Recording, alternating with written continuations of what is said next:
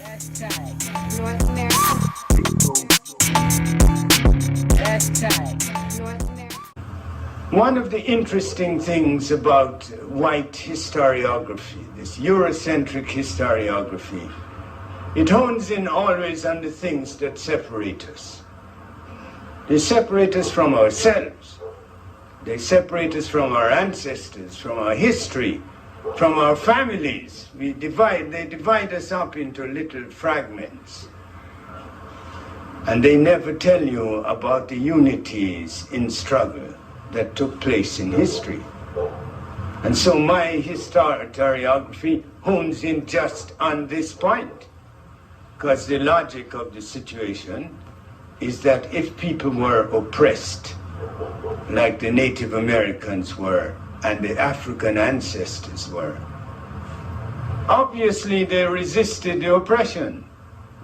And obviously, as intelligent human beings, it occurred to them that by uniting against a common foe, they would have greater strength in the struggle. But the histories lie there waiting generation after generation. And then I pick up the books by Boyd Thatcher, who is a great admirer of Columbus. But in those books I find that in 1502, there is a rebellion, a major rebellion, in which blacks and Native Americans joined forces. 1492 to 1502. That's 10 years. And in that time begins a struggle. And you're going to find this uniting of the oppressed threading its way through the entire history for 5 centuries. And one of the great epics of the struggle took place in, of all places, in Florida. You know, we have black studies departments all over the country, and do you know, I have seen not one single piece about this to train our children, because the way you defeat someone, you defeat them in the mind first. That's why Garvey said, first you must change your way of thinking, and then peacefully carve up the weapons with which to fight. So they assault the mind. They tell you about rebellions that Nat Turner and Denmark Vesey and Posner. But if you notice, all of them were betrayed. They didn't win. And the one great insurgency that blacks fought in this country for over 130 years is one of the best kept secrets in black history. And it took place in Florida, and you read about it as the Seminole Wars. You've heard about that, haven't you? Seminole Wars? Do you know that there's no such thing as a Seminole? Seminole doesn't exist. Seminole was a Creek word for runways. And those slaves who escaped from the Carolinas and from Virginia down through what eventually became Georgia. Georgia became a state to block the movement of escaped slaves into Florida. Did you know that? That's how they set it up, as, in quotes, a free state. And there in Florida, the blacks were called Seminoles first. The black. I want to thank y'all for tuning in. For those that are listening, you are now talking with Tyson, the North American Negro. And I want to give thanks, honor, and respect to Brother Ron Carew for a marvelous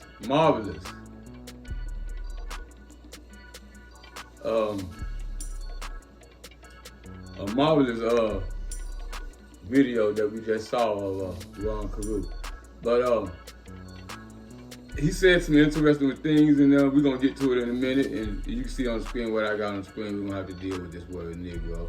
But before we do that, I'm going to have to, I want to talk about what Ron Carew said. He said some interesting things, you know, like there's no such thing as a Seminole, right? So if there's no such thing as a Seminole, then we got to find out who and what is a Seminole. Because we know, anybody that knows history knows Seminole does not denote a race of people. It's an action of a people. And who were these people they talking about that ran away? And why did they run away? Well, we're going to attempt to answer some of those questions today when we get to where we're going with this video right here. And another interesting thing that Ron Carew said that I kind of took notice to is that you don't hear much about this in Black studies. And as I look out among the social media landscape, I see that, you know, because you got brothers and sisters like the Untold ones, the Big Aboriginal Power, you got the Chief Holiday, you got the Empress Hopers, you got the Top Cats, you got Taj Tyreek Bay, you got the Medicine Men, you got all these people that talking about the things that the Black studies don't talk about. And for some reason they seem to get upset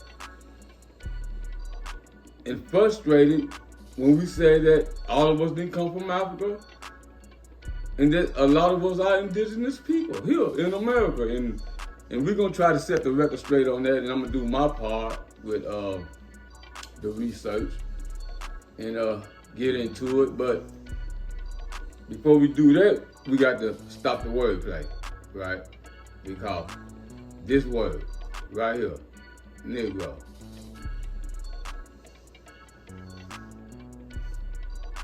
when this word come up, right, when I hear the students of the Black studies that don't like for us to call ourselves indigenous and aborigines, you know, when it comes to this word, right, they seem to not know who this word will refer to throughout history, right? So we're gonna go through here and do a little reading so we get understanding of who these people were. And in fact, we're gonna let this word Negro, black skinned race of Africa, and Ethiopian prove that they were indigenous people in America.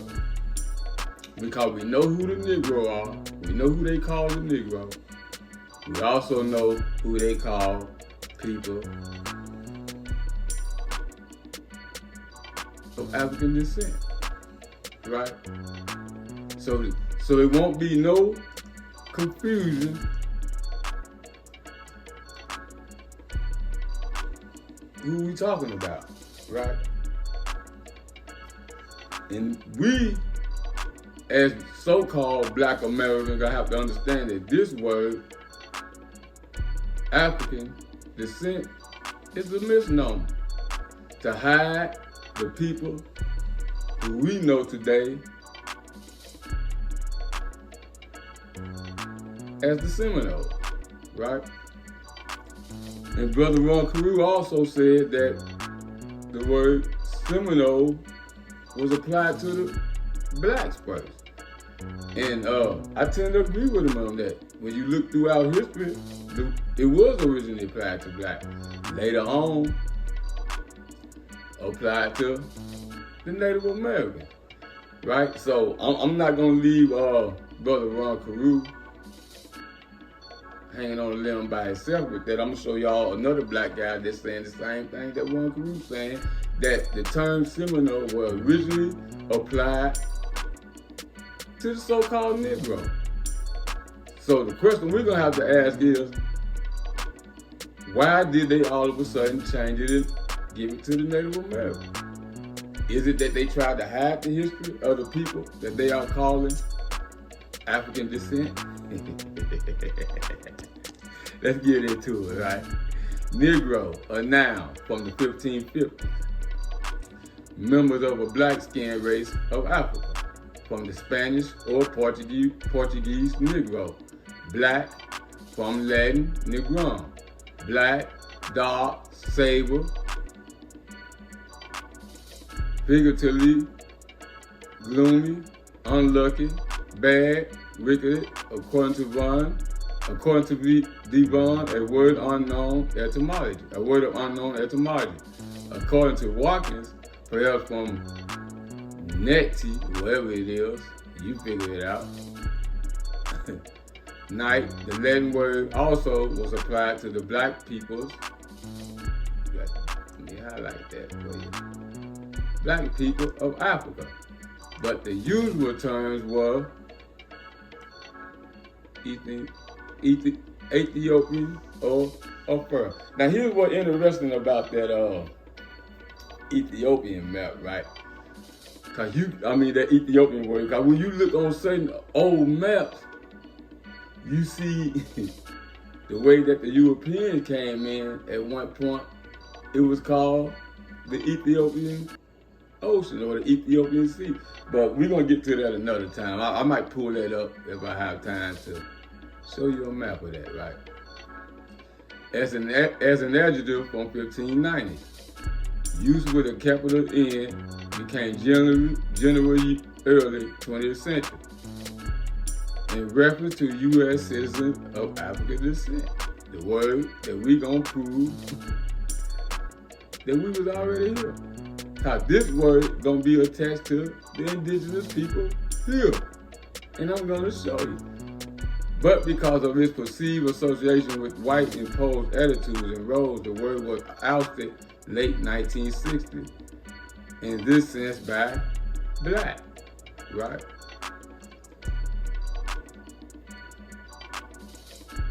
They're gonna put black up on the screen so y'all can,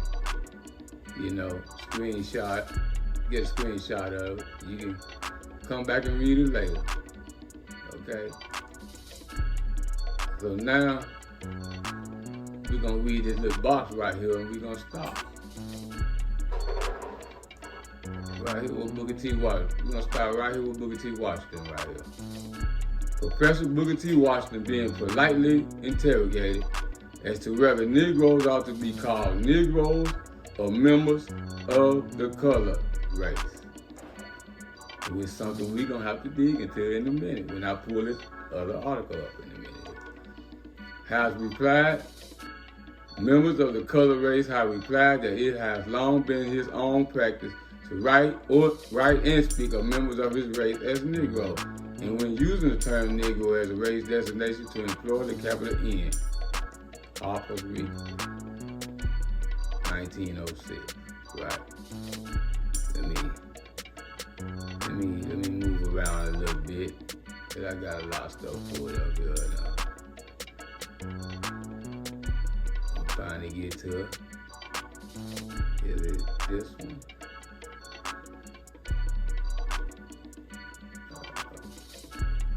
We're gonna get to it in a minute, guys. We're gonna get to it in a minute. You know what? Matter of fact, I'm gonna do this.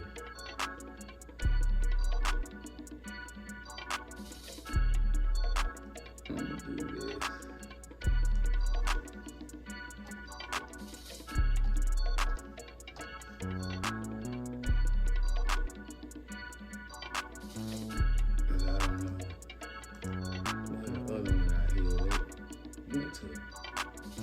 Pull it up already. Here we go.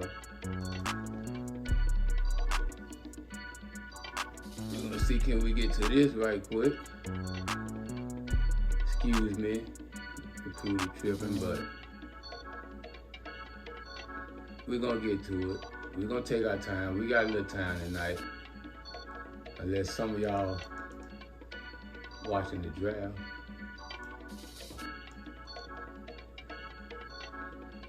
New York Daily Tribune, Sunday, June 10th, 1906. Right? And Let me build this up some more and move it over because we're going to start at the first column.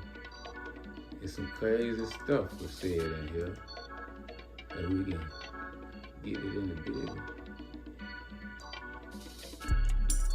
I hope we can get it in the bigger. Don't look like we're going to let me get it in the bigger, guys. Let me see. Oh, here we go. Here we go. Oh, yeah, we working. I want to make sure you guys see what I'm reading, so, you know, it won't be none of that, you know what. And I'm not going to read the whole article. We're going to go through this article for a minute, though, so right here is where I want to start at.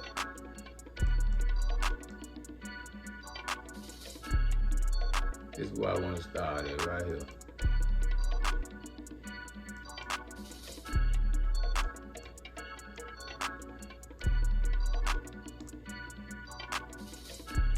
Here we go. Mr. Washington gave his reason for preferring Negro to any other name for his race in a recent letter which he wrote to Thaddeus Sims, representative from Tennessee. Mr. Sims had asked his opinion because of a dispute which had arisen in a committee on the District of Columbia as to whether a bill providing that the Board of Education of the City of Washington should include 3 members of the colored race. Remember, we just read the colored in the other article was ambiguous. This is what Booker T. Washington was like, it's ambiguous, right? Mr. Sims contended that these members might be Indians, Chinese, Japanese, Malays, Sandwich Islands, or Eskimo. And that's very important, right? Because I always thought when it came to that term colored, that it always was something that was put on the black people. But to come to find out that the colored people could be an Indian, a Chinese, a Japanese, a Malay, a Sandwich Island, or Eskimo. So you see right here off the top, you're seeing a lot of trickery and a lot of switching of words and terms, right? But we're gonna move on because I'm gonna try to breeze through this article a little bit and just deal with some stuff, right?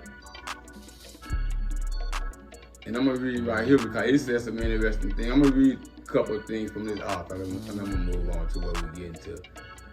As shown by the letters from the Negroes printed herewith, an especially strong plea is made for capitalizing the word Negro, according to usage of most white writers of the English language in this country at the present time. Negro, let me scroll up, is a common noun, the same as the name of a kind of animal, which is crazy. The most depraved Hottentot of the African desert, and the respect received more courtesy at the hands of the printer than the most intelligent Negro educator of the United States. That's crazy. That's crazy as hell, though. But we're going to keep it going, right? Because this is a very interesting article right here that we're looking at, right? And it said, in this respect, receives more, Negro educator of the United States, even his dwarfest cousin, the Negrito of the Philippines, is dignified with a capital. So is more, which is like the Negro, simply means black, being derived from the Greek word moros, which is crazy, right? Because there's a lot of argument over that, right? Because my brother A1, shout out to him, he keep telling people that it's just a descriptive term, you know, like Negro, but people fight him over. That's neither here and there. That's just something we talked about, right? But another thing I want to point out is, I think this one right here by Justice Theodore F. Haskell of the City Court of New York, right? And he said some interesting thing about this term Afro-America, right? Because that term Afro-America was pushed on us by a guy by the name of Timothy Thomas Fortune, right? Some people may know him, some people might not. But I'm gonna do a build on him later on about that, right? But I want to deal with I think this Justice Haskell. Let me make sure I'm on the right one. He said some interesting thing about this term Afro. Let me make sure. We're going in a little deep, y'all, tonight. And I know it's a little unorthodox, but we're gonna have to deal with it. Matter of fact, this is it, right? This is from Justice Theodore F. Haskell of the City Court of New York. There are no Afro-Americans in this country.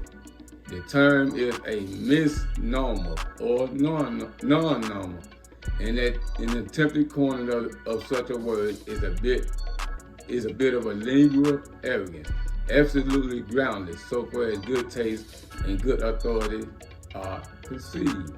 And I found it very interesting, right? Because when you hear the students of the Black Study class, they make you think Afro and African is synonymous.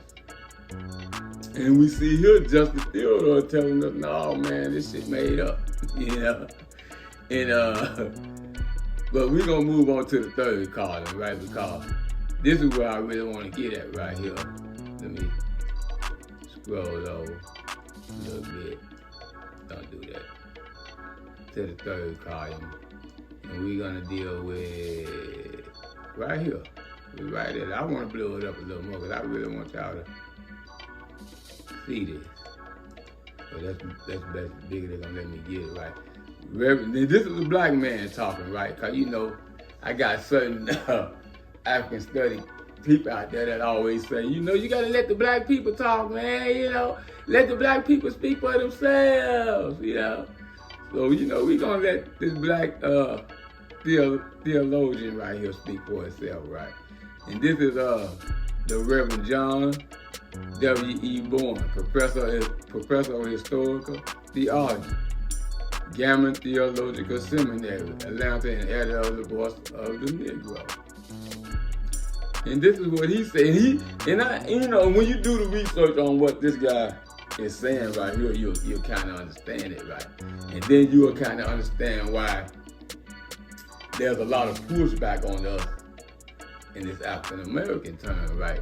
That's been placed on us because a lot of us know that it's taken away from the indigenous status or us being Aboriginals or the first inhabitants of this land. And that is what they trying to hide. And this is why we're going to let this word Negro and we're going to let this word African prove that we was already here, right? So let me read what Brother Bowen got to say right here. He says, some would call us Africans. This term referred more to nativity than raciality. African is a wide ethnographical region. An African may be white or black, yellow or brown. Very interesting. Very interesting. But the Black Study students, they'll push back on that. But that's just facts, In the earliest attempt at classifying the races, the term African had simply an ethnographical meaning. Bernier was the first to locate the races whites in Europe, yellow in Asia, blacks in Africa. Right, which is crazy, right? Because it goes right along with the Darwinian theory, right? That all blacks come out of Africa and they migrated to all these different places, You got some of the black students say, well, blacks didn't have boats, they couldn't move, but they can't tell you how the black people get to Australia, how they get to Papua New Guinea, the Philippines, and places like that. I think the Black Study people full of shit, me personally, but we gonna move further. Leonidas was the first to attempt an ethnological description of the African. But his use of the term African is not theological, but racial, Buffon, Blumenbach, Curvier, St. Vincent, Desmolian, Kant, Huxley, Crawford all use the term in its territorial application, right? And I know the black study students are gonna push against it, but we're gonna keep it moving, right? When they come to the ethnographical description of the races, then the term by literal consent would mean they agree. The black Americans don't agree, not all of us, we don't agree, of the races. Then the term by literal consent is applied to the black peoples of Africa. By no twist of logic or by no rhetorical flourish can it be shown that the term Africans is synonymous with the term Negro, right? And I kind of agree with the brother with that. And I'm gonna leave it right there so we can get into what I really wanted to get into, right? And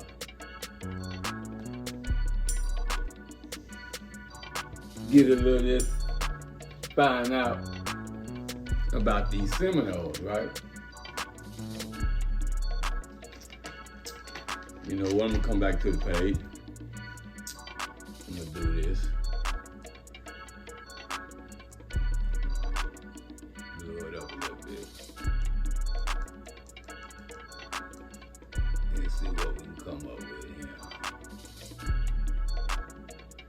Here we go.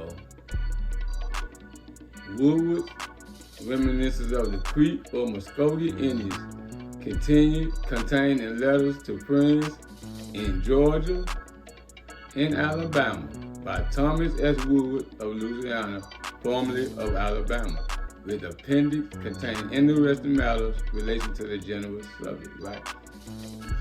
Now you got to remember, this is military general right here that I got on the screen, fam. Right? So we got to go and put that in perspective, right? But we're going to go down to page 129, right? That's where we're going to start it at the end of page 129. And I want to give a shout out to the young brother, Evergreen 88, right? Because the young brother put this on the screen, and when I seen it, I'm like, holy shit, he just smashed everything, right? So I'm gonna help him out, cause he didn't take you to it where he gave you what he can give you. I'm gonna help the young brother out, make his point. So y'all go like, share, and subscribe to Evergreen 88 because this is very interesting read what we're finna get right here. And at some point, we're gonna have to just wait the information and see where it stands, right? So it says, I have been much interested in the letters from General Tom Wood, which I appeared recently in your paper, and I am induced to offer you the following items, hoping thereby to elicit something more on the same subject, right? About 1 year since, I passed the night at the house of Mr. Stephen Richards in West Florida, who was an interpreter during the Seminole War, and had passed much of his life among the Indians. He gives the same account, substantiating. Let me highlight that. Substantially of the migration of the Indians from the rest of the Mississippi that General Woodward does, right? So this guy, matter of fact, let me see. I gotta pull it up right here. He just told you that he was an interpreter, right? Right here. Let me pull this up and blow this up, right? I'm gonna show y'all where I get this from. I'm gonna show y'all where to find this at in a minute, y'all. I just want to show you that, you know, Stephen Richards was an interpreter. And this the Treaty of Payne's Landing, what we're looking at right here. And I hope y'all paying attention what Tight Sam showing y'all right now, right? Because you are talking with Tight Sam, the North American Negro, right? But a couple of names on this treaty I want you to look at, right? Like this name right here, Orlati Imata. That's Billy Bowleg Sr. I'm gonna say it again. That's Billy Bowleg Sr.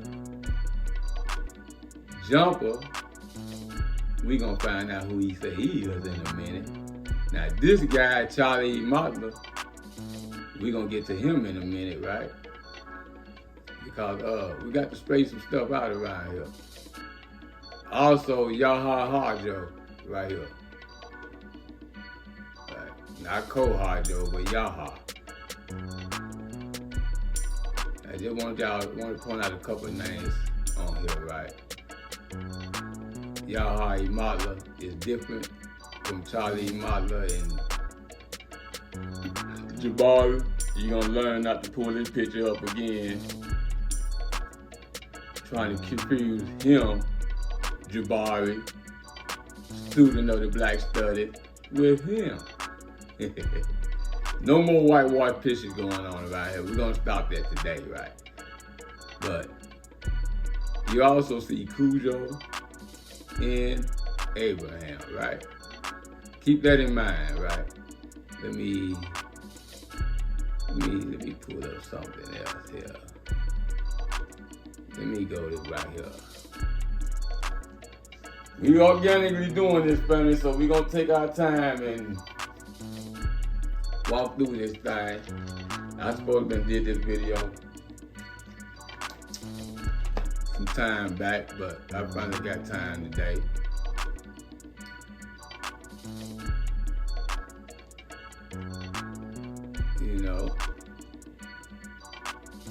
You know, cause, sometimes, they say if you ain't got no college education, you don't know what you're talking about and don't know how to research, huh? But we're gonna tap into this joint right here, right? Opportunity, Journey of the Negro Life, 12 volumes, 1934 to 1935. Crowds Printing Company, New York, 1969, right?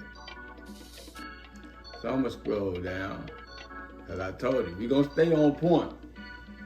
We're gonna let this word Negro, and we're gonna let this word African prove that we are, in fact, the indigenous people, and that the term African is, in fact, a misnomer. We're gonna stay on that, right? I'm not moving off that premise. Nobody can move me. Right here, this is where I want to go. So, right here, what I have on the screen was written in April 1935, Journey of a Negro Life, Black Paradox Life by George S. Schreier, a black guy, right? Because I don't need the Black Studies people say, well, he didn't use any black sources. He didn't use any black sources. Well, I started off with one Carew. I'm coming to another black brother now. And right out the top, you see, there go that African word again. There go that African word again.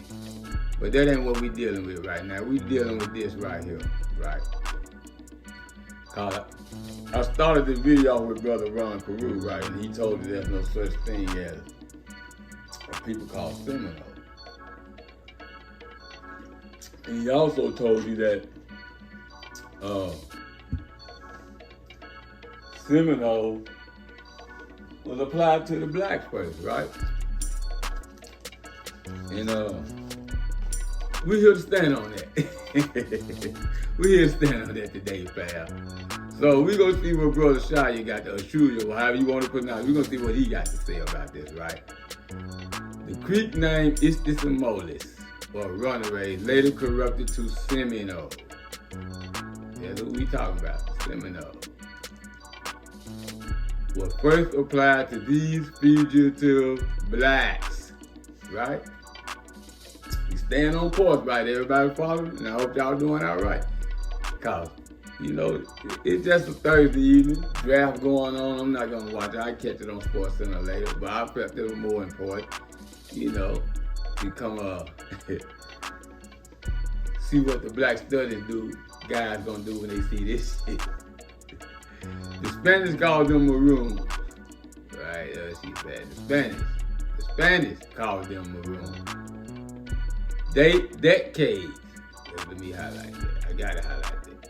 Decades later, the name Seminole was given. I got to make that clear, right? Given solely to the Indians. And we got to ask this question, why? They give it to the Indians, right? But, you know, I wasn't intending to read a lot of this, but you know what? Fuck it. Let's go in on it. Let's go in, right? Let's just do it. With whom the Negro lived and intermarried with, right? That's probably possible. But was these Negroes from Africa, right? These Negroes, was they from Africa, right? Well, by American slaveholders, army officers, and government officials to conceal the fact that these simple folk were warred upon primarily to destroy this Negro haven and re-enslave its inhabitants. Re-enslaved.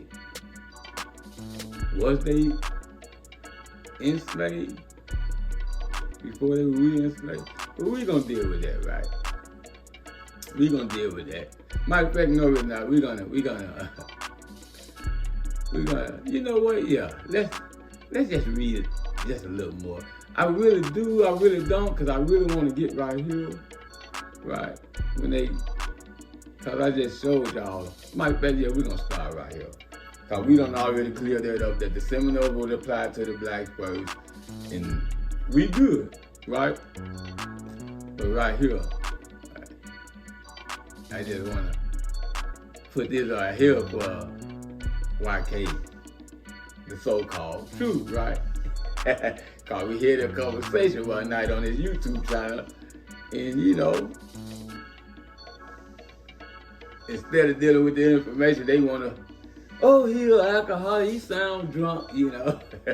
Oh, he ain't got no idea, he sound like he ain't got no idea. Oh, he country, this and that, right? We going in, fam. We finna deal with these Black Studies, because see, we already told you the Black Study people don't want you to know this, right? So, I'm outside the Black Study, so, you know, I can talk my shit, pop my collar, fuck it. You know, the principal Seminole chief ruling over the entire nation in 1820 was Neo Amata, a.k.a. Charlie Amata, who I just told you, right? Who I just showed you on the tree, right? Who bore no evidence of Indian admixture. None, right? We mean that Chief Charlie has no evidence of Indian blood or Indian admixture, right? That means he had to look like this nigga right here, Abraham, right?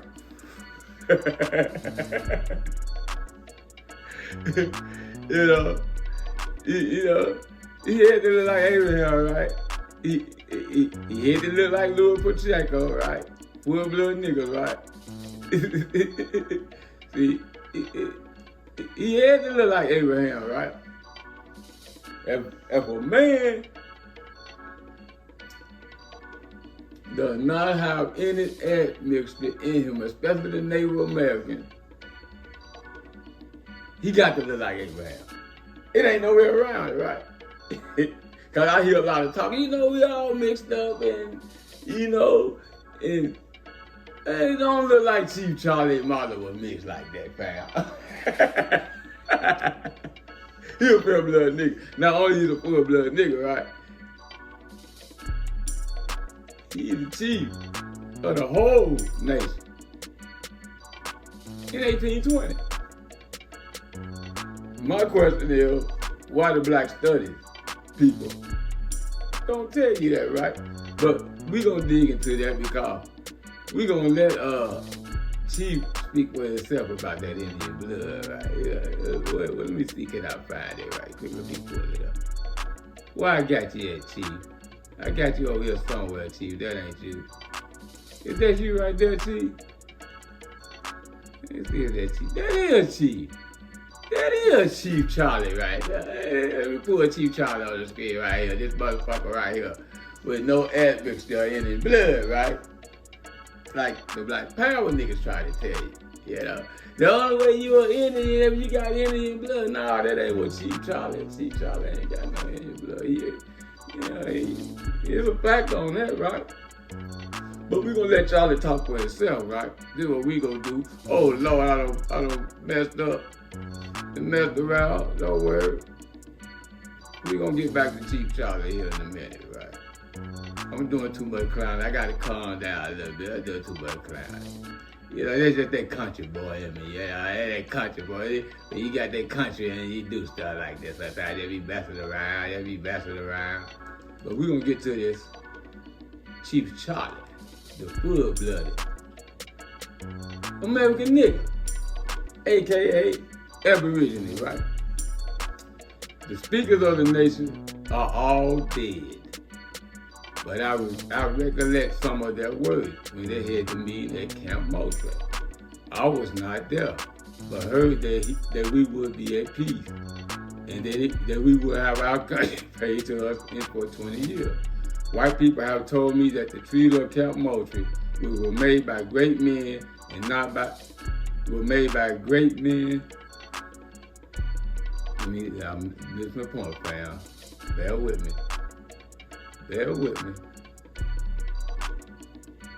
Treaty, oh Lord, which were made by great men and may not be broken and secure them for 20 years.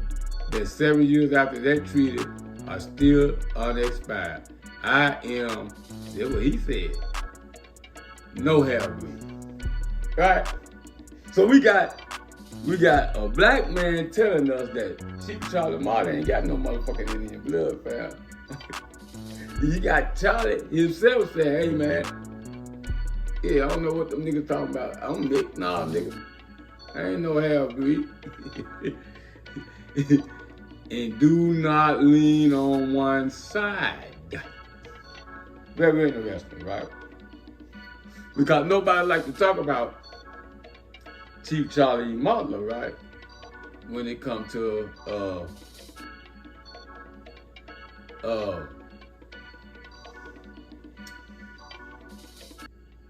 this indigenous thing, right? Even when dealing with the Seminoles, you hear about the Abrahams, you hear about the Cujos, why not Charlie? You know, I've never heard anybody from the Black Studies talk about Charlie. But let me get back to General Woodward, right? Because General Woodward was going in. We going in, fam. Let me blow it back up. We going in tonight. Y'all talking with Tyson. You know, it's all good, right? It's all good. Cause y'all talking with Tyson right now. You know, Tyson chopping it up, right? So we gonna pick up where we left back at with the general. Yeah, I don't know who can argue with the general, you know. General was there. He was at the battlefield, you know. He ain't got no reason to be, you know. But you know, we gonna go with what's going on, right? Shout out to Evergreen 88. You know, like, share, subscribe to the young brother. Right? I told you I'm gonna help the young brother put the nail in the coffin on these cats around here, right? Because, you know, we better get to some stuff, right? I think he located the Yamassees. That's what we talking about, right? The Yamassee. I write from memory. In the middle and eastern portions of Florida. It says they were occupying the country when the Creeks came, right? Now the question is, right? We already found out ain't no such thing as the Seminoles, right? But we finna find out who the Seminoles is in a minute. Bear with me. We got time. Bear with me. We gonna get them in, right? So if there's no such thing as a Seminole, do you think there's such thing as a Creek? I don't know. We might get into it. We might find out who the Creeks is tonight on the real. Because, I don't think this book right here, matter of fact, let me find my notepad. Where my notepad at with my notes in it, right? Because we might go somewhere tonight. We might go somewhere tonight, right? But we're gonna deal with that. He described the Yamassee as having dark skin. Let me go back right here. So don't nobody get no misunderstanding what Tyson I'm talking about around this camp. You know what I'm saying? Let the country boy, we want to be clear with what this country boy is saying, And that's how we gonna do it, right? They go back to General Water, right? Coarse hair, thick lips, and flat feet. Now, I don't know about the flat feet shit now, but, fucking possibility, right? Some of you niggas might have some flat feet. And that's having inferior implements of war to the Creeks. Right? This is what they telling us. This is what they telling us, right? A war of extermination was waged by the Creeks against the Yamassees. And finally, at Tallahassee, the last of the warriors were killed, but about 1,000 of the young Creek warriors took sweetheart among the Yamassee girls, right?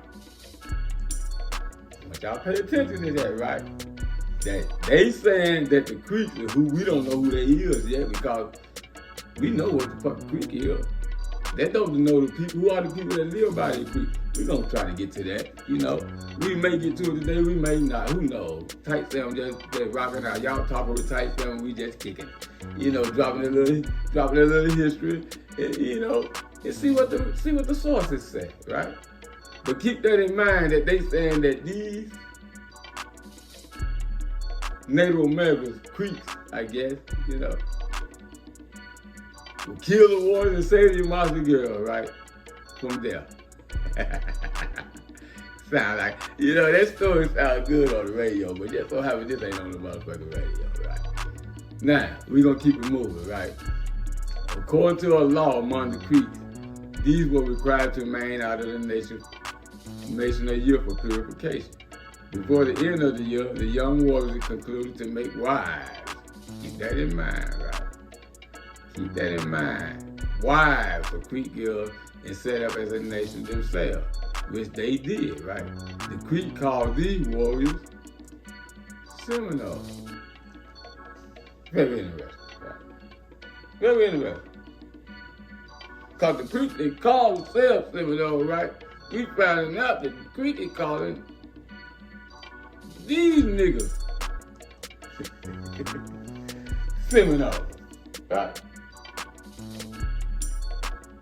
So now we understand, right, that the Yamassee are the Seminoles, right? Because I told you already, Seminoles is the action, and they go to action right there, right? But we're gonna keep it going, right? We're gonna keep it going. Why stop it? Meaning Seminoles, meaning wild man, crazy, madman, and etc. These Seminoles were afterwards joined by the outlaw runaways from all other nations, right? Kind of sound like that slave story, right? Where they say all these niggas get off the boat in Florida, goddamn it, they fucking around out there in Georgia, they bringing niggas into Georgia and they whooping the white man ass and they running off and they heading to Florida, right? And they came on to the Seminole, right? Yamassee got the same story though. Sound like it, right? Okay. It soon became a formidable nation as Uncle Sam. No, right. So he telling you that, Uncle Sam know who the Seminoles are. They know they're the Yamassee, right? So now, let me see where I'm at here, right? And matter of fact, remember, we just read that definition somewhere else. So, you know, you can play this back, go through it, see what you got, right? But I want to go back to this. Let me see.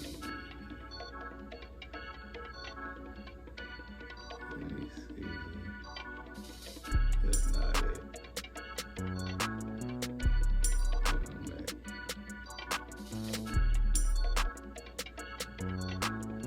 Y'all gonna have to bear with me, you know. I ain't lying, I'm trying to go in. Right here. Right here, right. I remember. Right.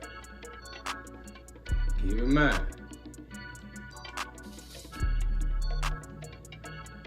These names on here.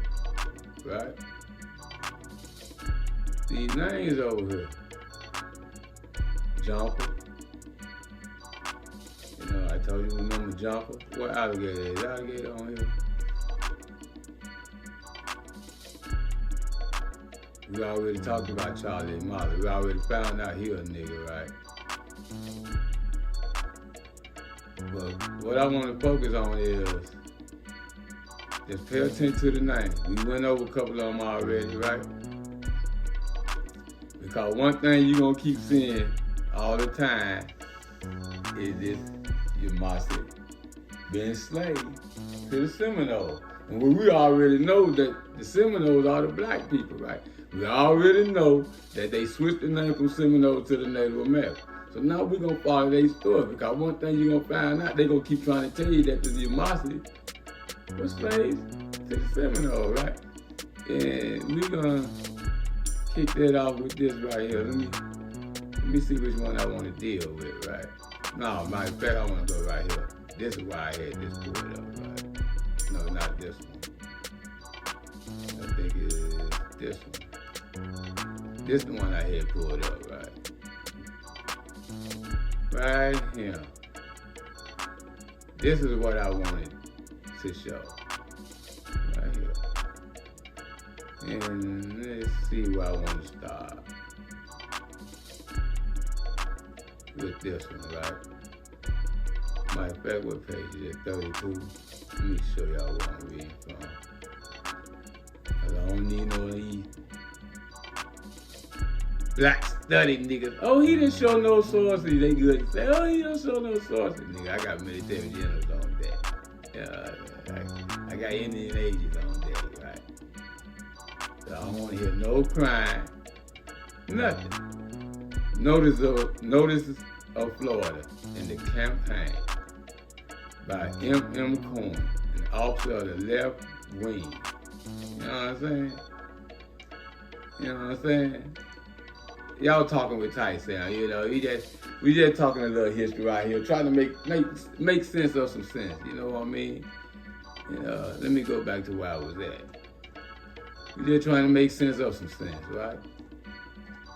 And we talking about the Yamassee right now. We talking about the Seminole, right? We talking crazy, they said. You know. They say we talking crazy. But I'm gonna go ahead and run through this and get to the nitty gritty of this, right?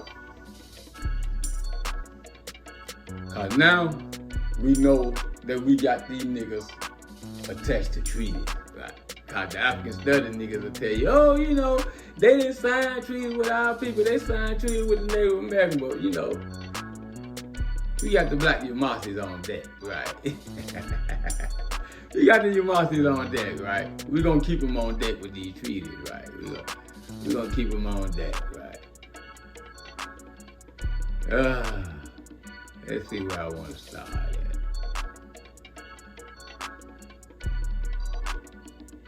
Let's see where I want to start at. I want y'all, I'm gonna start right here. Right. A formidable war was kindled by these people, which would have proved destructive to the infant settlement of Carolina. Right? Keep that in mind. Carolina had not timely intimation of the danger been obtained by the means of one of the outsettlers, to whom Sanu, a chief of the hostile Indians, from a feeling of friendship, gave notice of the impending attack. On this occasion, the Indians were defeated by Governor Grant and driven out of the province. Dr. Ramsey mentions that the Yamassee retired into Florida over and over again, right? We keep hearing that, right? To two rich countries they seem to have been subsequently restricted by the increasing power of the whites and by the Creeks, right? No further mention of the accused until the Seminoles came into notice. You understand? And came into notice by whom they were conquered. See how they flipping the script on you already? And nearly exterminated.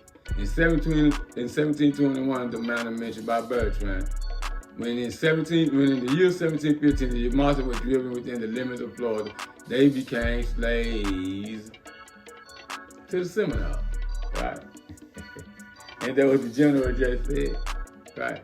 But we already know the Seminoles are the black people, right? We already done figured that out, right? So, you know, so we can stop saying Seminoles and put the rightful name to the people, right?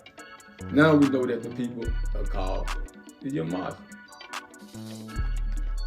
But they hear an even ancienter name than that, but we're going to get to that in a minute, right? We're going to get to that in a minute, right?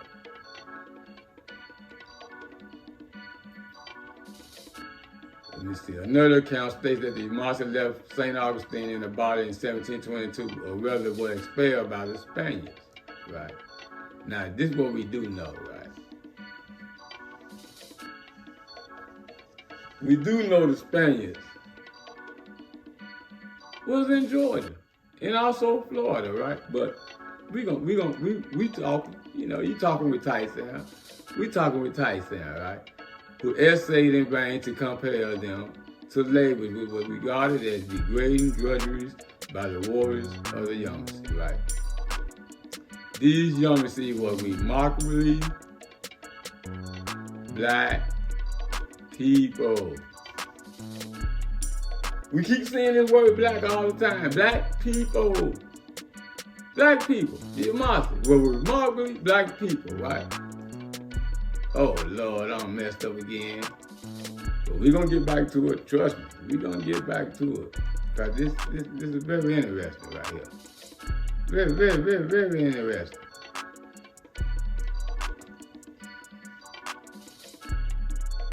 You know, shout out to all the other Aboriginal brothers and sisters that's doing their work. You know, the Big Al Powers, the Chief Holidays, the Aboriginal TVs, you know.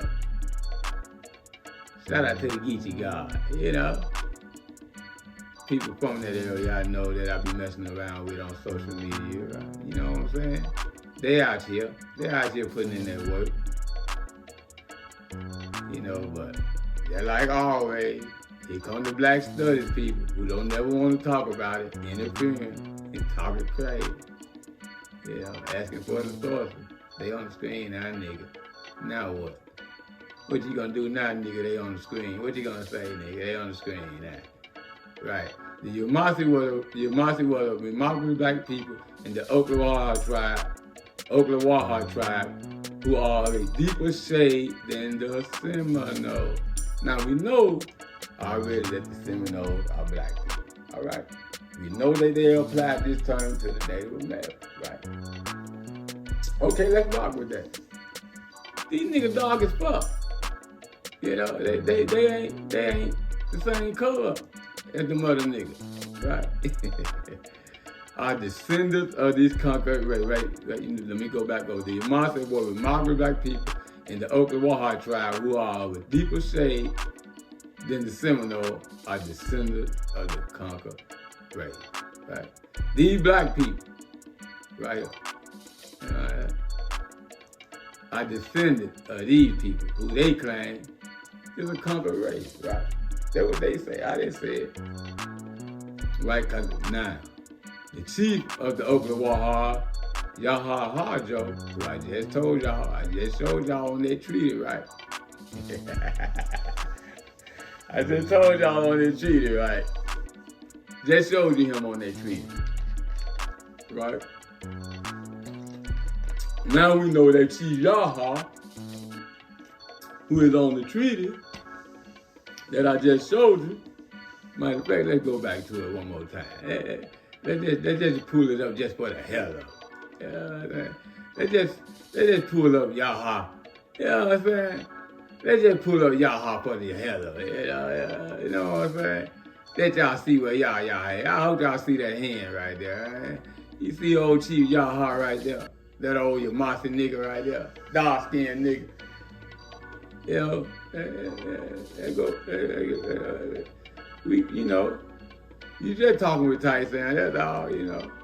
You just talking with Tyson. Yahahajo, who was killed by General Shelton in the campaign of 36, was very, dark. I got to do it, fam. So we don't get no misunderstanding, right? Because see, I told you, we gonna let this word Negro and Africa prove we the indigenous people. Matter of fact, you know. So when we tell a nigga we the original Washington, we the original Choctaw, there ain't no doubt about this shit. You know. It ain't no doubt about it, you know. None whatsoever. You know. I don't know why people don't want this story out there. You know what I mean? I don't know why people don't want this story out there. Right? Who was killed by General Shelton in the campaign of 36 was very dark. But generally, the Seminoles, again, we know who originally was black, who now apply to the Native American, right? We're gonna let them apply to them. Complexion is like that of the Creeks. Right? So the Seminoles don't look like the mother niggas who they call them the Creeks, right? According to them, right? But we're gonna keep it moving, right? Right? Under King Payne, grandfather of Miko Napi, the present chief, the Seminoles invaded and achieved a conquest of territory they now occupy. He lived to nearly 100 years of age and married a Yamassee woman. His what? Slave, right? Then that other artist just told us, you know, when the Native Americans, you know, they go fighting them motherfucking Yamassee niggas, right? They kill the warriors, you know, they take the wives and they make slaves of them and take them as wives, you know. Yeah. We gonna rock with that. Y'all talking with Tyson. I hope y'all having a good time, right? Y'all talking with Tyson. We gonna wrap this up in a minute. We ain't gonna stay too long, right? We ain't gonna stay too motherfucking long. Yeah. It's crazy, right? Under King Payne, grandfather of Chief Miko Napi, the present chief, the Seminoles invaded and achieved the conquest of the territory they now occupy. He lived near 100 years of age and married a Yamassee woman, his slave, by whom he had the late Chief Payne, who bore in the darkness. Oh, you know I gotta do it. I gotta do it. You know, there's gonna be no misunderstanding of his complexion. Do I need to pull up the definition of complexion? You know what? Fuck it. Do I need to pull up the definition of complexion? No, I don't need to pull up the definition of complexion. And proof of his Yamassee. This thing. Right. So now we got all these Yamassee and Yamassee descent niggas on treaties, right? And what we finding out, that these niggas are black people. Amazing. Very damn amazing. And one Carew was right. The black study niggas do not like to talk about this. Why? Why they don't want to talk about this, right? They go back to the treaty. Now we got jumper on here, right? You got to remember, right? Let me break this down for you, right? This is Billy Bowlegs, Sr., right here. How most people don't know it's two Billy Bowlegs. You got this Bowleg right here, and you got his son, Billy Bowleg. And that Billy Bowleg is the one that ended up got exiled to Mexico, right? That Billy Bowleg that got exiled to Mexico is also known as King Blue, right? And a lot of people try to tell you that King Blue is African descent, right? But we see. But what you don't understand is, this King Blue, this Billy Bowleg, I mean, is brother to Chief Payne. They brothers. You see what I'm saying? So the younger Billy Bowleg is this guy. Let me see. Let me find the other guy. Miko Napi. You know, that's Billy Bowleg Sr. and Chief Payne are brothers. Miko Napi is this guy's nephew. And the younger Bowleg, because I gotta say the younger Bowleg and elder Bowleg, the younger Bowleg is nephew to Miko Napi, right? Let me go back to my other document right here. All right, let me show you what I'm talking about. So I gotta go all the way back, huh? No, I ain't got time for that.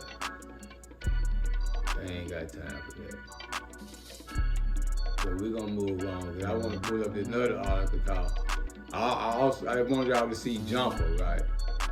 On the treaty, right? Because, you know, so we can see what Jumper said he was. You know, what was Jumper? Here we go. I think this is it. You know, let me. Is this the one? No. I wasn't trying to do that, man. I ain't gonna lie to you. Is this the one that I want? No, that's not the one I want. But I got one of these jokers pulled up with Jumper. Yeah, it might have been it. Well, we're gonna find out that Jumper is also a Yamassee. I think this was it.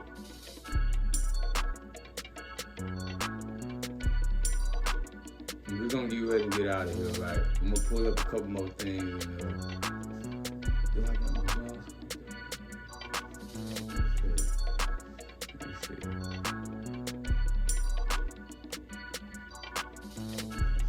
Give me a minute, y'all.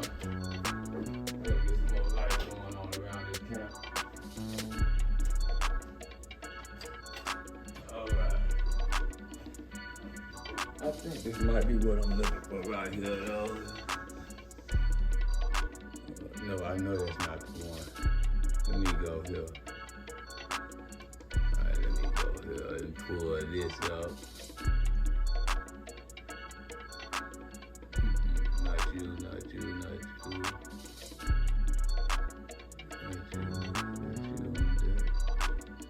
I got to show y'all this, fam. I got to show you. This is what I want to go to, too. Matter of fact, while I'm here, let me go here, right? Cause I got to dig into the Yamassee before I pull up what I'm going to pull up and show you. That they know we already been here, right? But I want to pull this one up right here. And go to page 107. I'm going to show you what I'm reading from first. Right, there's some interesting stuff in here. Right. Smithsonian Institute. Keep that in mind, right?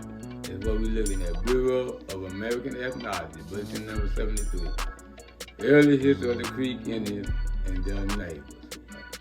Now, he said some stuff in this book too. Like, let me go down page 1 and see what we can pick up. I got to come back to where I was going to at first about Jumper, right? But it's interesting stuff said in here, right? He's saying everybody know about the Yamassee, but you, which is crazy, right? I'm gonna start right here, and they all tell the same story, right?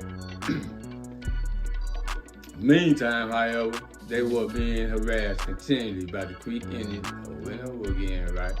In alliance with the English. And presently, some Creeks began to move to the peninsula and make permanent homes there. Bartram, who visited Florida in 1778, speaks of the Yamassee Nation as entirely destroyed, right?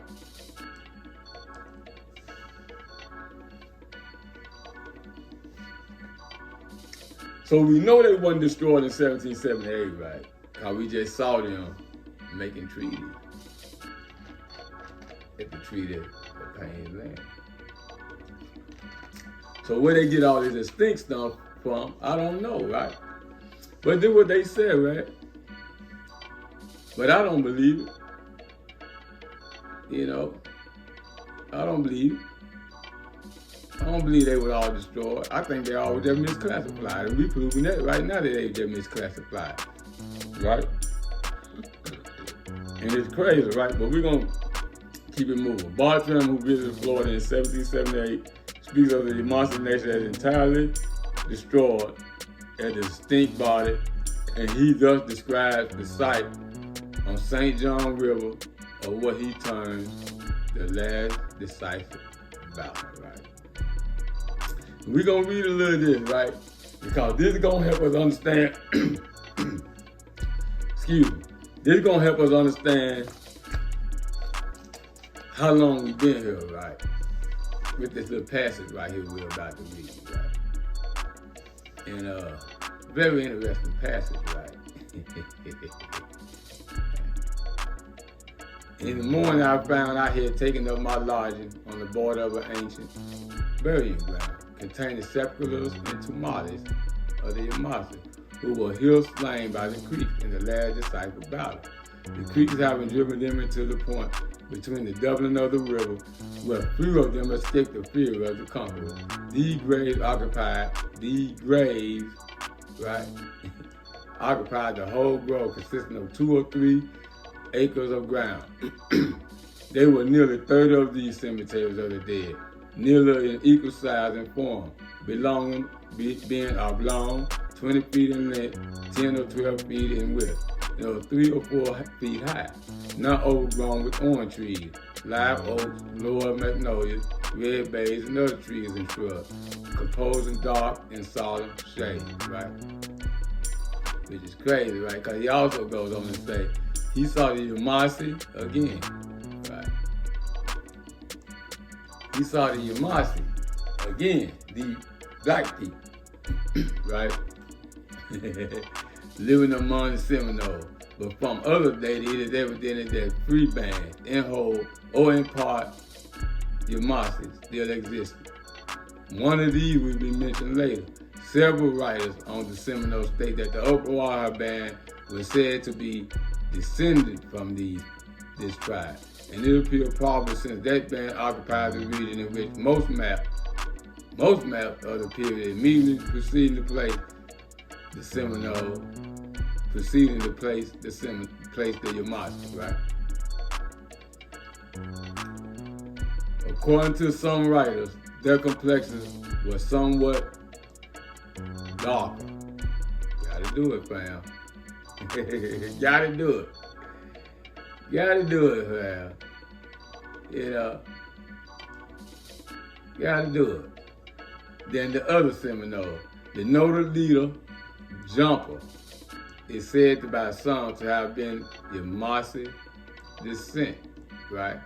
But corn sets them down as a refugee from the creek, right? Now, we just read corn book right before, I think this corn book right here, right? This corn book right here we just read, right? And, you know, why they don't want us to know that jumper is a Yamassee in alligator.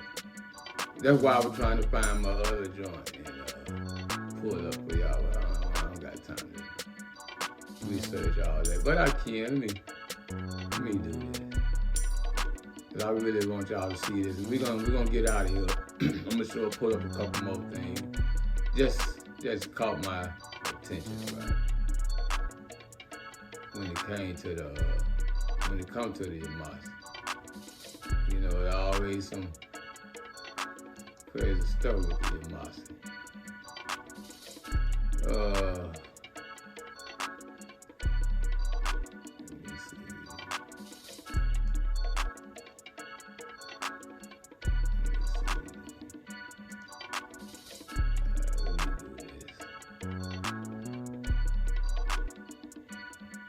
I really want y'all to see this, what I'm about to show, right?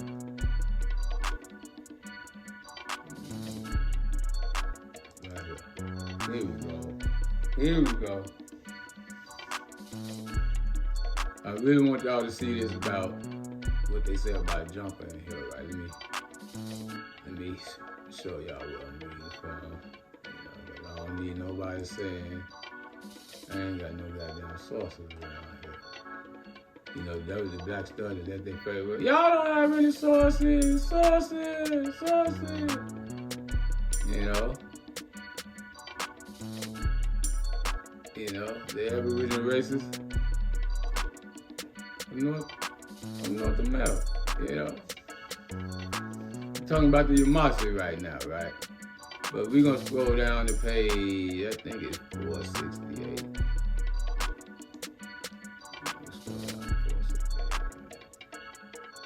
I hope y'all all right while y'all sitting here chilling, talking with Ty Sam, you know, doing a little history, trying to figure out some things, trying to understand why they don't want us to know certain things, right? Why they don't want us to know certain things, right? And before I get out of here, I'm gonna before I get out of here, I gotta pull up something from another Montana, right? So, you know, people like to go in on their book, right? When they're dealing with what's in it, you know, the photos and stuff like that, right? But we're gonna tap into that too, right? I think this is what I'm looking for right here. If not at 465. But I want y'all to see what they say about jumper, right? In fact, it might not be 478.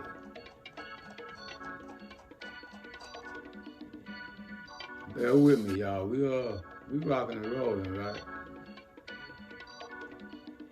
We rocking and rolling. Here we go. Here we go. This is page 478, I mean. And we're gonna start right here, right? General Jessup sent a prisoner to Jumper on the morning of the 28th and endeavored to, you know what, I ain't got to read all that, right? Because all I want to show is this right here. The chiefs agreed to meet the January 4th day with other chiefs on the 18th following. Jumper and alligator, it is said, are among the last. You see what they said? Last descendants of the Yamassee, right? Now, I just showed y'all these folks on the tree. They keep trying to tell us they extinct and don't exist and died out and now we hearing that, you know, Jumper to laugh at them nigga, right? What was that? Jumper, alligator. These last two Yamassee. That's what they want us to believe, right? That's the last two of the Yamassee. Terrible. Shout out to Chief Holiday. Subscribe to Chief Holiday. Subscribe to Aboriginal Power, Aboriginal TV. Subscribe to Empress Hober. Subscribe to, it's so many, I can't name them all, you know. I'm gonna drop as many names as I can. Y'all subscribe to these brothers, they got good info, you know, you're gonna have your detractor coming on out. But you know, Tyson just helping them out, you know, flying to the young brother Evergreen 88, cause he helped me kick this thing off. You know what I mean? Shout out to the research guy, he do good research too, you know. You know, it's a lot of people out there, fam. The Attentionist one, y'all gotta subscribe to the Attentionist one, you know. And you know, they be giving it to you, right? But we gonna stand on my theme, right? As I said from the beginning that we gonna let this word Negro in Africa prove that we was already here. You know what I mean? And I'm standing on the fact that, yeah, the term Africa is a misnomer to hide the indigenous people here in the Americas, okay? Clear, uncut, right? So, I'm gonna give you the title of this book too, you know. You can do with it what you want, right? The Yamassee numbered about 100 men, women, and children. Yeah, right. Pocatello in 1715 and were driven across the savannah by Governor Gray. We just read that not too long ago, right? 20 men of the tribe were left at St. Augustine, Florida in 1743. So in 1743, they say one, but 20 of them, that's crazy, right? And they were absorbed by the Seminoles, right?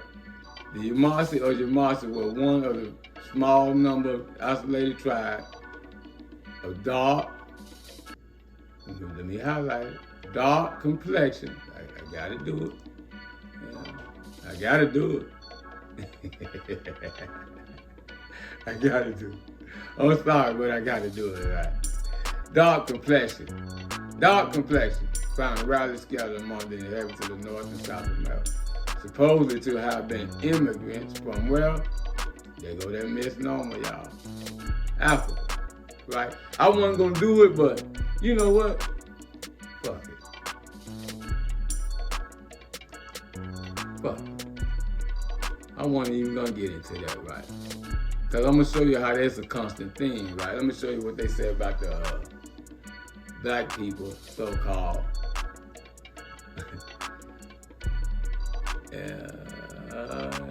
Shoot, man, where did I put that joint at? Y'all bear with me. I'm finna fuck y'all up, right? I ain't gonna lie to you. I ain't gonna lie to you. I'm about to blow y'all top off of what I'm about to show y'all in a minute. Right? We still dealing with the Yamassee, you know. We still dealing with the Yamassee. Is it here? Let me see, is it here?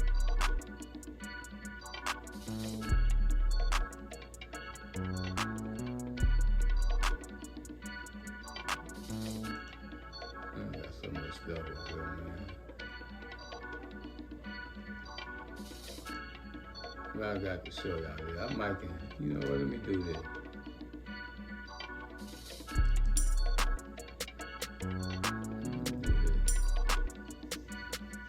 Find my glasses, let me do this.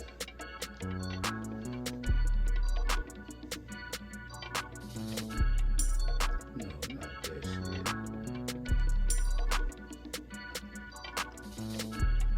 Oh my goodness.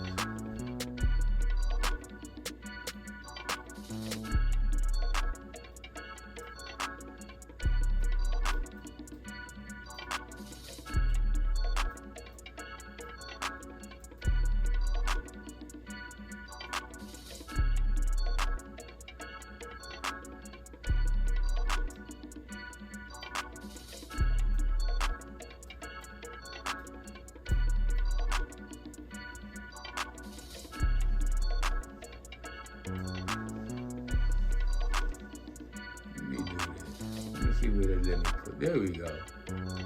There we go. There we go. Let me hit y'all with this. I hope they let me get it. It's just a preview book, but you know, there's some interesting things said in this joint too. I ain't gonna lie to y'all, man. Like when I first scammed through this motherfucker, I'm like, holy shit.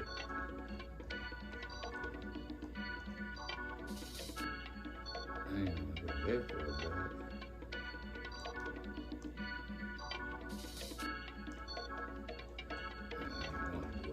I'm gonna take my time. I got to show y'all this if they let me show you. It is a preview book. I might have to.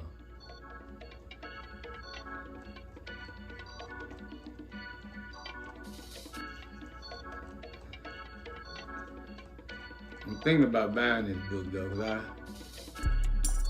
it got some interesting stuff in it. I ain't gonna lie to you,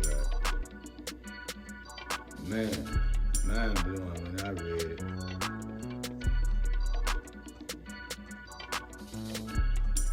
I got y'all. Here we go. Bear with me, y'all. I got you. Can I blow it up a little bit for y'all? I'm gonna pull up a few more things. We're gonna get on out of here, right? Albert C. Ellenthorpe, the first Indian home guard in the Civil War on the Trans-Mississippi frontier, edited by M. James Johansson, right?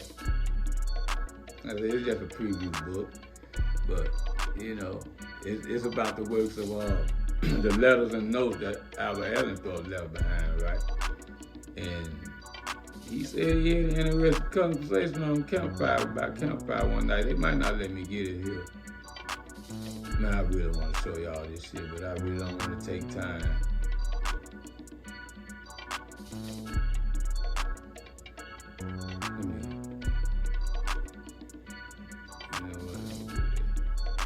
Back to where I was at.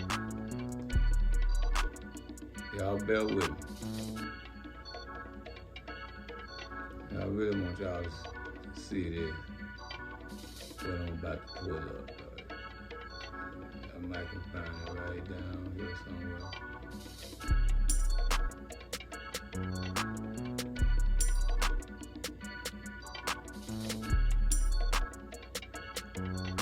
I know I got it somewhere.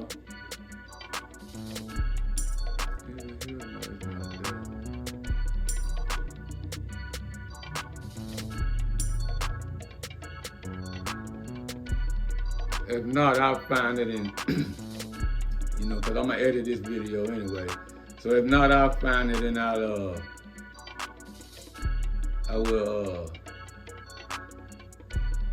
stick it in the video somewhere for you toward the end. Because I really want y'all to hear what the general said about the black people that was in his regiment, right? About them already being here already, right? Silas Jefferson and all them cats, right? I really want y'all to see that, you know. But yeah, I'm gonna leave that alone for now, cause I want to dig in on this, then I'm gonna get out of here. Because, where's that paint? Right here. This paint right here, right? This paint right here. I hope they let me blow it up some more. They let me blow it up. Y'all talking with Tight Sound, y'all. We're gonna be done here in a minute. You know, I just wanna dig on that Yamassee a little bit, but you know, just let y'all understand, right? Black Studies ain't telling us. Brother Ron Carew is right. The Black Studies are not telling us what we need to know, right? But this is from Arnaldo Montana's book, right? This painting right here, right? And it's called America Being the Latest and Most Accurate Description of the New World, right? Which I actually have this book, right? Let me see, can I let y'all? I actually, you know, have this joint. I was gonna dig in on it. Some of this a little bit, right? And I hope y'all can see it, But very interesting thing about this paint, right? When people see it, they get thrown off. When they see the roasting legs and the arms, right? But that's the European way of demonizing you, right? That's what they do,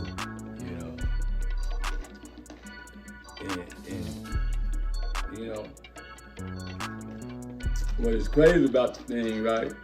About this pain, it got some truth in it, right?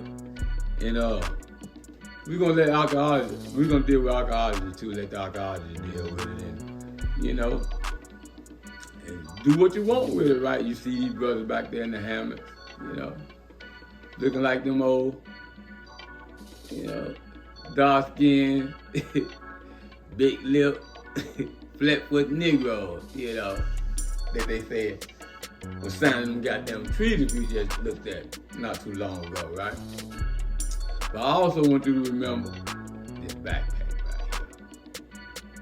Remember this backpack right here, right? The symbol on the backpack, right? So let me see, can I get out of here and go back?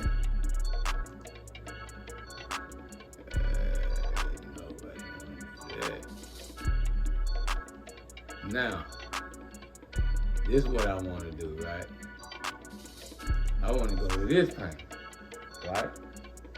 Now, the other paint is like from the 1600s, 1672, right? Something like that. But this one right here, right? This one right here. Shatoya, the chief of the Black Carrots in St. Vincent with his 5 wives, graphic, drawn from life by Augustino Brunier, 1773, from an original paint in the possession of Sir William Young, right? Authentic, right here, right? Let me see if they're gonna let me blow it up a little bit. Yeah, they're gonna let me blow it up a little bit. But what I want y'all to notice, right, is just like on the last paint, right? Cause what they can't say is with this one, right? Because with the first picture I just showed you, the problem with, well, the guy that painted that, he wasn't from here. He never came to America, right? But he knew something, right? Because you see one drawn from life. See Chief and his wife, right? Let's count them. 1, 2, 3, 4, 5. Chief got 5 on. Ain't messing around. Chief Shatoya. You never hear about him neither, right? I never heard the Black Power people talk about this cat. They do not bring up this chief right here. Right. Look at the pipe he smoked. You know what I'm saying? Look at the head wrap. You know what I mean? Look at the head wrap. But most importantly, look at how the sister looks just like, look. Yeah. Black women. You know what I'm saying? These carriers right here. Kali Nagas. The Kali people, right? Very important, right? Keep that in mind right there. What we looking at. Cause now I'm gonna get out of there, go here, right? I'm gonna show y'all something, right? Show y'all something. Show y'all something. But they let me blow it up.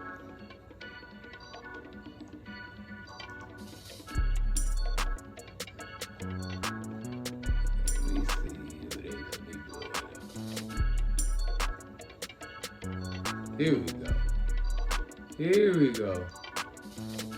Right? Y'all see that, right? They found this motherfucker in Mexico, fam. They found this motherfucker in Mexico, fam. in 2008, pre-Columbian shit. You know what I mean? It's crazy. But you know, at some point, you know, when you talk about that painting that I showed at first, right?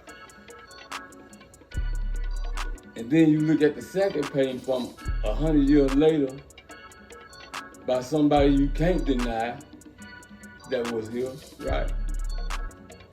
Then you find it in the mind room painting. In a pyramid, let me read this, right? Let me see, let me go to the top, matter of fact, right? And just read the abstract of it, right? This is what it says. Research into ancient society frequently faces a major challenge in accessing the lives of those who made up, the majority of their population. Since the available evidence so often concerns only the ruling elite, our excavation at the ancient Mayan site of Calakmul, Mexico, have uncovered a painted pyramid. Let me highlight that. A painted pyramid. A structure decorated with mirrors depicting scenes of its inhabitants giving, receiving, and consuming diverse food, but as well as displaying and transporting other goods. Many are accompanied by hieroglyphic captions that describe the participants and include spellings of key subsistence items. Collectively, they offer insight into social mechanisms by which goods were circulated within major Maya centers. Let me go back to this painting. Right? We gotta go back to this painting. Right? Because, you know, see the symbols above. Now, what I'm saying is this, right? If the person that drew that picture in an Aldous Montana book wasn't here, how was he so accurate in his depiction? Right? Just something to ponder on, you know, for the next time, you know, one of these local jokers that really don't do what they say they doing with research, you know what I mean? You know, we got the archaeology, showing and proving what the paint's saying. See, these people drew this themselves before the European came. You see the concrete wall is painted on the inside, you know. But, you know, academia don't want you to know this kind of stuff, right? So while I'm at it, let me get out of here. Cause, you know, I showed y'all the symbol. Let me go back. I showed y'all the symbol, that X symbol, right? As I always talk about this symbol, right? Let me pull some stuff up right quick. Let me see. Bear with me, fam. I think it's right here.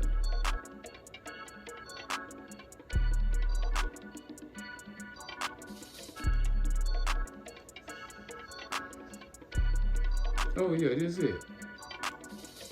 This is it. This is what I wanted to pull up right here, right?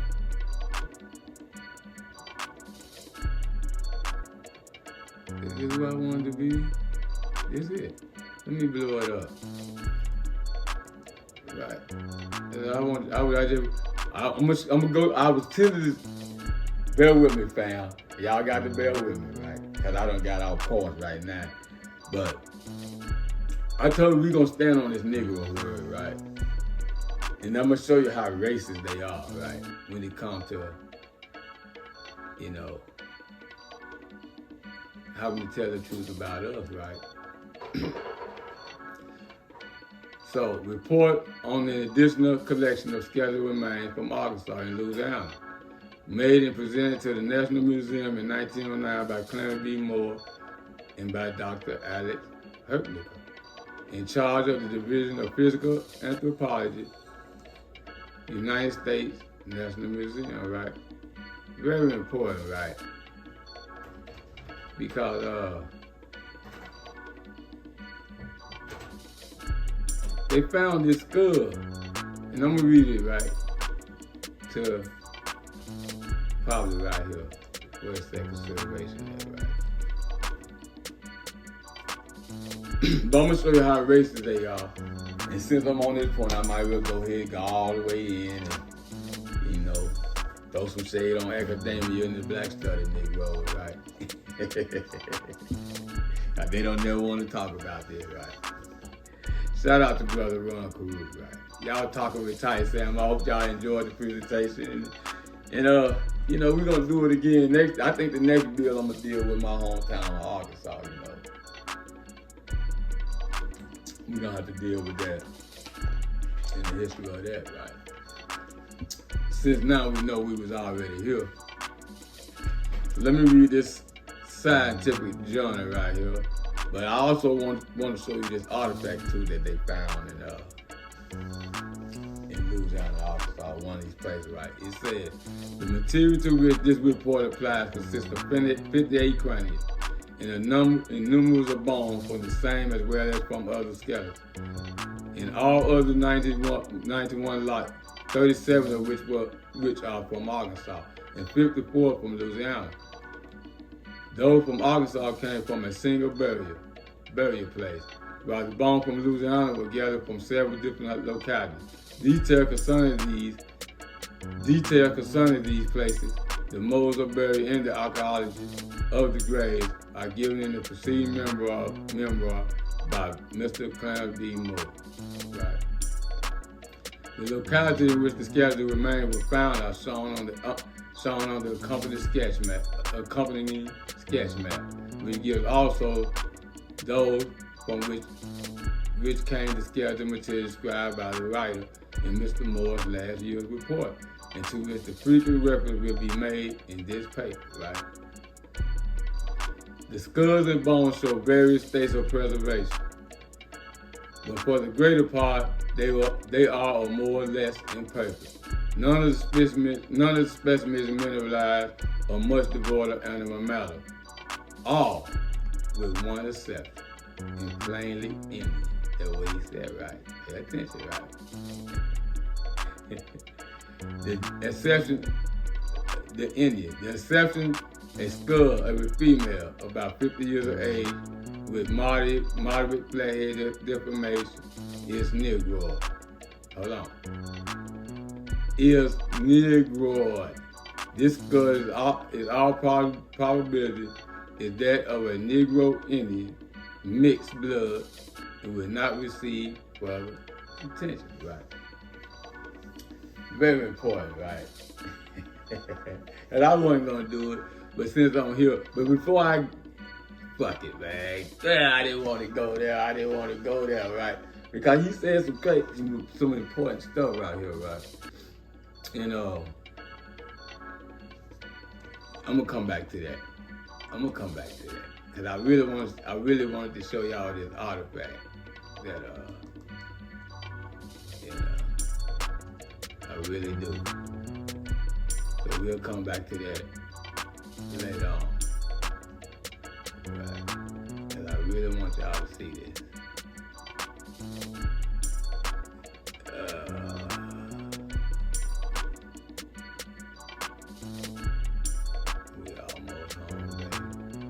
Y'all bear with me, man. Y'all just chilling on Thursday night, ain't doing nothing, talking with Tight Sam.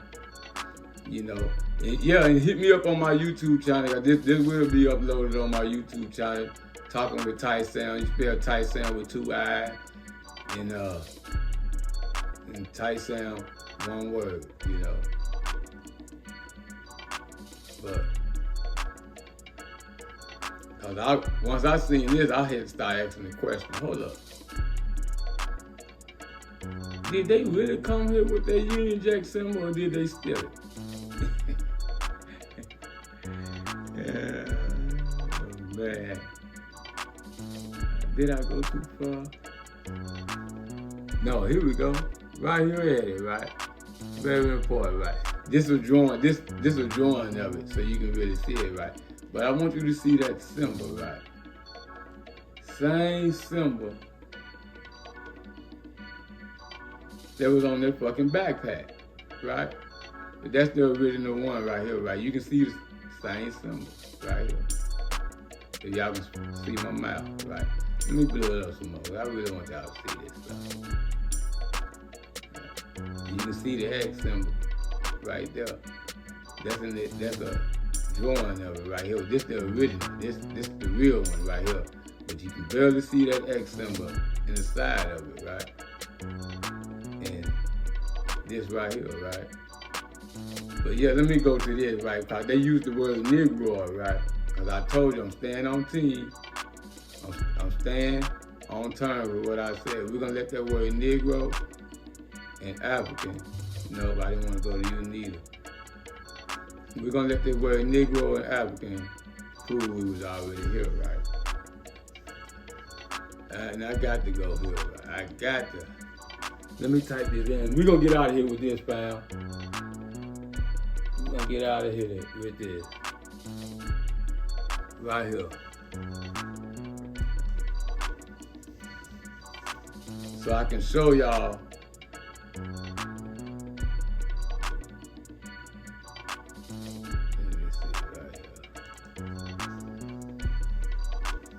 right, cause we, shout out to my boy Not a Coincidence, right? He like to play with that word Negro, right?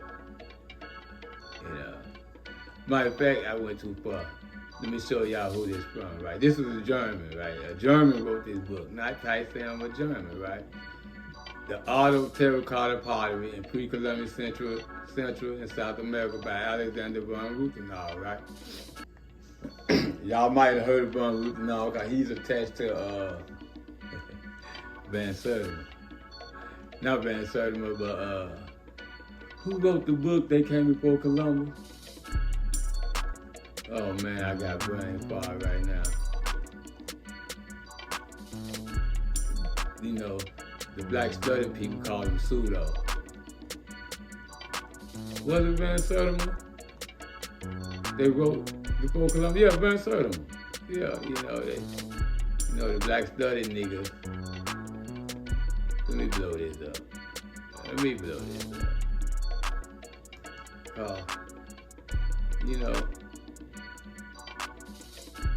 He said some interesting stuff right here, right? And we stand on what we said now. We're gonna let this word African and Negro prove we was already here, right? But I just want to finish this off when, cause the great brother made the ancestor guide him and hold him, told you that, the black studies, I've been doing black studies for years and I never heard them talk about this.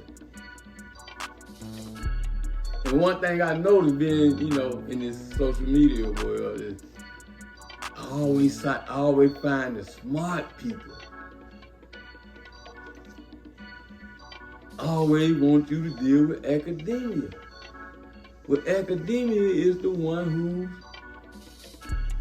fucking you over, right? But I just want to carry this over from that skull, right? We just read that they found in Arkansas, these skulls they found in Arkansas and Louisiana, right? And you notice that he used Negro mixed, right? Because these ancient burial grounds we talking about, these ancient burial grounds that they found in these skulls in, right? So, they get you with the dough, they mix, with some possibility, right? Because we know we was here. We know the Native American was here.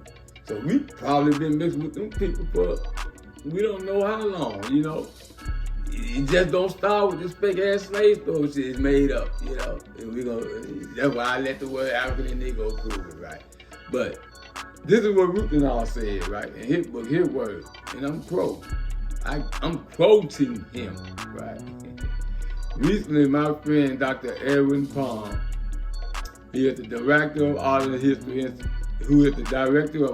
History Institute at the University of Heidelberg, came to my studio in Mexico. After listening to my theories, he said it was a theory, right? He gave me the following advice. Rutenau, never, let me highlight, never say Negro. Always say Negro. You hear me now, the president? Always say Negro. Right? You know, and I noticed that the academic Negro, they always come and want to play this Negro guy. You know what I'm saying?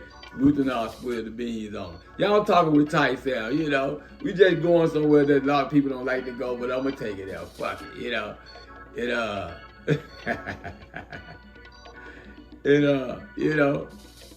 because then it would mean that the black specimens in the pre-Columbian art derived from Melanesian Negro. A Negrito, right? Remember earlier in the video, I showed you what they tried to call the Negrito our cousins, right? You go back to the beginning of the video, you see where I read the newspaper article. I put it on the table, right? Now what is interesting is this, right? I'm watching Garfield and damn, man. Garfield and brother Reggie, right? Reggie Marbury, right? Shout out to them brothers, right? They dropped the video where they went to the museum, right? And they geeking and hollering, oh, you Aboriginals, you know what I mean? Oh, you Aboriginals. Y'all ain't Aboriginals. See, it was black people here, but see, they were Melanesians, right? I'm gonna find the video and post it, right? Y'all know they might try to strike me. They might get mad at me after this one, you know what I mean? They hit me up, but I'm gonna try to. And you know, it is crazy, right? But I'm gonna get through with this and I'm gonna get on out of here, right? And not from African Negroes. I knew he meant well and probably intended to help me maintain my respectability among who? Academic circles. Because orthodox science are beginning to admit the possibility that who? Melanesian migration to America, but are deadly opposed to the fact, to that of contact from Africa. Across the Atlantic, right? They really believe that, right? But you niggas, who they calling Africans, right? Quote unquote, who we already know is a misnomer, right? As a matter of fact, I'm gonna do that before I get out of here too. But I'm gonna go ahead and read a little more of this. You know what? Yeah, I'm gonna read a little more of this, right? But there is a difference between the two human categories that precisely should not be confused. I certainly agree that it is possible for dark-skinned Methodist people to reach the continent in ancient times, right? He agreed with that, right? We're gonna leave it right there for a second. I'm gonna let that hang in there. Cause I appreciate him saying that, you know, they threatened him like, look, nigga, you wanna stay in these motherfucking circles, you know, your ass gonna have to get some motherfucking get right around this motherfucking part, right? So, you know, that's just what it is, nigga. Don't get over here telling these niggas, you know, we already done throw the African word on them. They'll go to talking about we found an African shit over here, you know, then they gonna figure it out, right? But,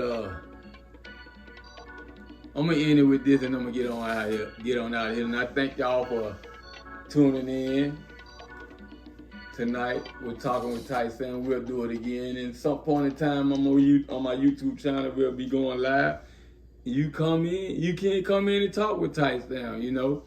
And I'm gonna be doing sports on there because I'm a sports fan. I will be talking sports, but yeah, we're gonna talk life, you know, we're gonna talk history, we're gonna talk politics, we're gonna talk it, you know what I mean? But you know, I'm gonna end this video on with Sancho Bonacci, right? Because, you know, Sancho Bonacci dropped something for y'all, right, Chris, right? To help me out. Right? Yes, brother. Yeah. They did a mud flood. They did some plagues. They did it to the Chinese with opium. They did it to the Australians. They did it to the American Indians with smallpox. Yep. They just go into a country, plague the whole place out, and then take over their buildings. New York was already there for thousands of years. San Francisco was there for thousands of years. Los Angeles was there for thousands of years. They were built by the indigenous people who were black and Indians as well. Whoa. The black people, they weren't brought over by slaves. They are the original owners of America. Black Wow. people, Wow. African Americans. They don't come from Africa. They were already here, and they plagued them out. And they stole the Smithsonian Institute, which is Jesuit controlled, stole their knowledge, stole their history, and now we're just left wondering who we are, where we come from, where we're going. We don't know anything. Wow. Because they did a catastrophe on this earth just only a few hundred years ago. Let's keep switching the identity to hide the people. Why don't we just keep renaming you? Are you Negro? Oh, no, you're not Negro. No, you're colored. No, you're not colored. You're African American. And this is what they name you. The slavers name you this. Because I know a white guy who grew up in South Africa. And he now lives in America. He is an African American, and more African American than most.